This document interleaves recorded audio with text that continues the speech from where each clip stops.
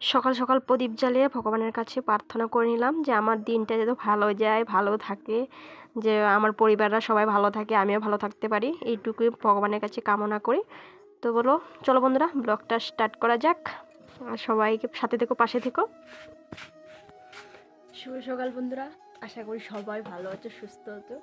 তো আজকের ব্লগটা আমি সকাল সকাল থেকে স্টার্ট করছি। আর এদিকে দেখো কি ঠান্ডা লেগেছে।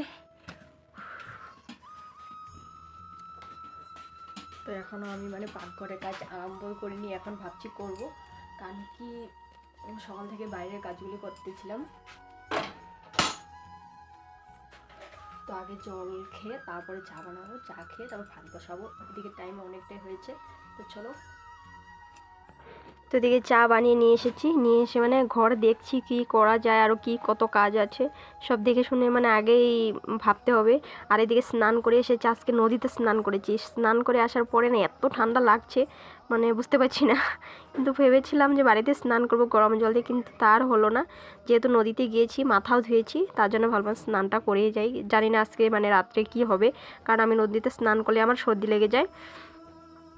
তো এইদিকে বাইরের কাজ বাজ সব হয়ে গেছে, ঘর দোয়ার মুছা গাছা সব হয়ে গেছে, বাসন টাসনও ধোয়া পাগলা সব হয়ে গেছে, এখন শুধু রান্নাটা বাকি আছে। তো রান্নাটা আমি এদিকে আলু সিদ্ধ বসিয়ে রেখেছি, ভাতে বসিয়ে রেখে এসেছি। তো চলবো, সারাদিন আজকে আর রান্না বান্নাটা শেয়ার করব না, আজকে শুধু কামের জিনিসগুলোই শেয়ার করব। চলো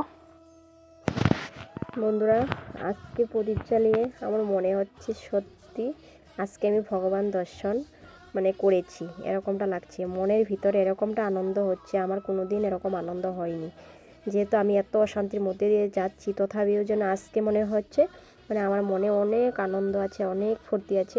সত্যি বলছি, আজকে প্রদীপ জ্বালে ভীষণই ভালো লাগছে। আর এদিকে দেখো আমি চারদিকে প্রদীপ দিয়ে আলোকিত করেছি, যেহেতু আমার ছোট্ট একটা কুঠির আলোকিত যেভাবে করেছি, ভগবান এতটুকু সন্তুষ্ট হবে।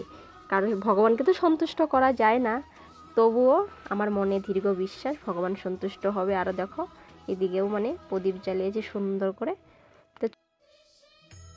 তো বন্ধুরা, এ দেখো আমি বাইরে জ্বালিয়েছি প্রদীপ, আর ভিতরেও জ্বালিয়েছি। এ দেখো তুলসী তলায় জ্বালিয়েছি, তারপরে বারান্দায় জ্বালিয়েছি। তো অনেকেই অনেক ধরনের বলছে, তার জন্য আমি ওরকমভাবে ভেবেছিলাম যে বাইরে জ্বালাবো। তো দেখো ভিতরেও জ্বালিয়েছি। এখন যাব ফিল্ডে, ওখানে পুরো প্রদীপ জ্বালিয়েছি বলে চলো দেখতে যাব এখন। এদিকে আমি ঠান্ডায় দেখো শুধু সোয়েটারই পরেছি, এখন একটা চাদর নিয়ে যাই, ওখানে গিয়ে দেখে আসি, একটু ইচ্ছে করছিল যাওয়ার জন্য, চলো যাই। এই দেখো গ্যালারির উপরে থেকে আমি এখনো যাচ্ছি। এই দেখো এদিকে বোমা ফুটানো হচ্ছে, এখনো ভিতরে যাইনি, ওরা ভীষণ সুন্দর করে প্রদীপ জ্বালাচ্ছে। চলো যাই। এই দেখো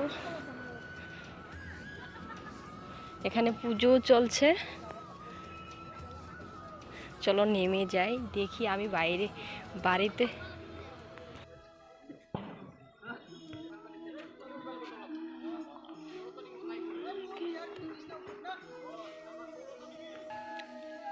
জয় শ্রীরাম।